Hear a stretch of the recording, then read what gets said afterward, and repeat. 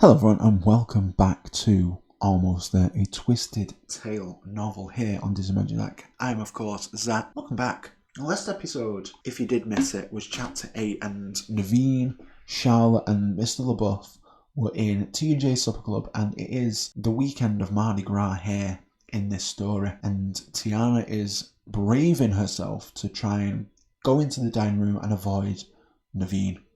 Now, let's just see where it gets up to. Let's see what happens. We're on chapter 9. Sucking in another fortifying breath, Tiana lifted the serving tray and carried it out to the dining room. She avoided even glancing towards the stage where the band was playing a rousing rendition of Jelly Roll's Morton's Smokehouse Blues. She didn't want to take the chance of catching either Charlotte or Naveen's eye. As she looked out over the packed restaurant, pride made her chest swell up like the giant silver airship she'd seen in the paper. Everyone seemed to be having the grandest time, their smiles and jubilant chatter mingling with the music from the band. She moved forward, spotting the three gentlemen sitting with Mr. LaBeouf.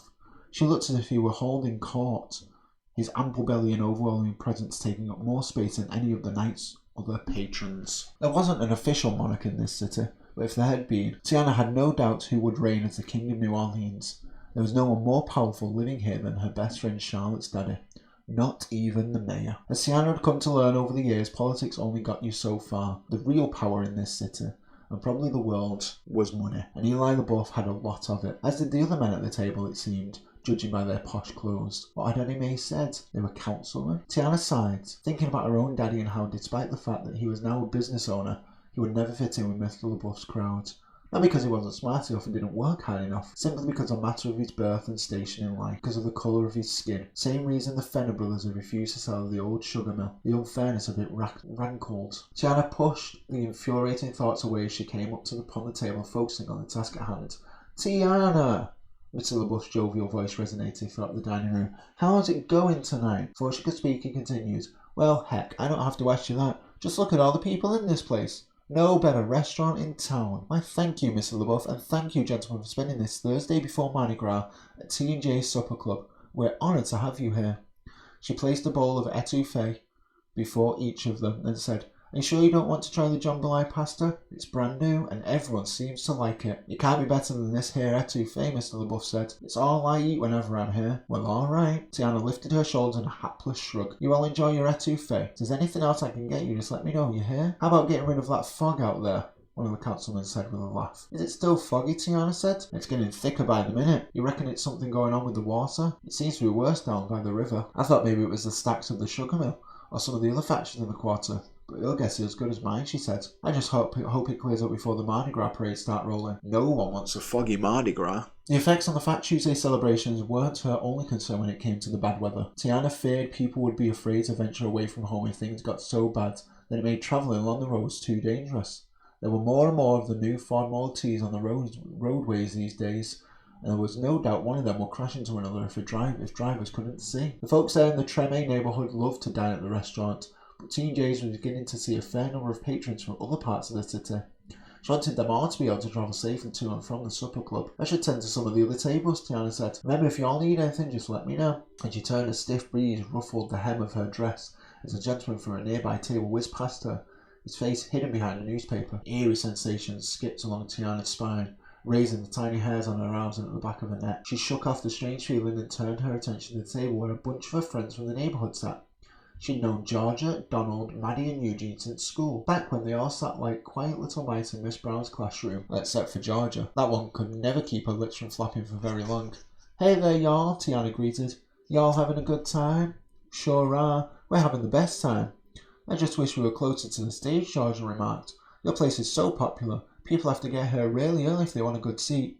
It does get crowded, Tiana agreed with a smile.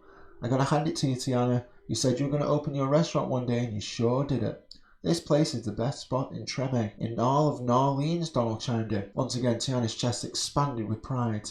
It wasn't all that long ago that this same group of friends would hound her to go out with them. And here they all were, spending their night out at her restaurant. And I love the crawfish crooners, Maddie said. I'm surprised I haven't heard of them before they started playing here. Band leader Louis just moved down here from Shreveport, Tiana said quickly. But he's making a name for himself here in New Orleans. Y'all should come back tomorrow because we have a special guest band. Oh yeah, which one? Donald asked. Rudy Davis and the All-Stars. The entire table gasped as Tiana's smile widened. How did you get Rudy Davis to agree to play at your restaurant? Georgia asked. Ain't he up in Chicago now? New York, last I heard, Eugene said. Well, he's back in town for a few days and he owed Louis a favour. Tiana nodded up at the stage. He filled in for Mr. Davis down at a jazz club in the Quarter a while back and convinced him to stop by. And after Rudy had summoned Daddy's Gumbo, he agreed to perform next time he was here. It's like y'all said, T&J Supper Club is the best spot in all of New Orleans. Wow, Georgia said. Suddenly, a new, high-pitched voice cut through the crowd. Tia! Tiana turned to see Charlotte at a table just steps away from the stage. She frantically waved her hands in the air, motioning for Tiana to join her. Tiana glanced just past Charlotte and locked eyes with Naveen, who was staring directly at her. Her heart caught in her throat. Tiana quickly looked away. Well, thank you all for coming tonight, she told her friends. But I need to go get back to the kitchen. Gotta keep the hot food coming if I want to keep people happy. Tia! Lonnie called again. But Tiana ignored her. She took the serving tray underneath her arm and rushed past the other tables and through the swinging door, desperate for the sanctuary the kitchen provided. Oh boy. It's getting spicy. Interesting. Alright, thank you again so much for joining me here today. If you are enjoying this series, please let me know in the comments down below. Be sure to like, comment, share and subscribe. All that fun stuff. It's fun. It's good. I'm really enjoying reading this. I really am enjoying it. And I hope you're enjoying listening too. It's always fun to sit back, relax and listen to a story, read a story, and all that kind of stuff. But yeah, thank you so much for joining me here today. And I'll catch y'all in the next chapter or in the next video, whatever you decide to watch. Bye for now. Peace.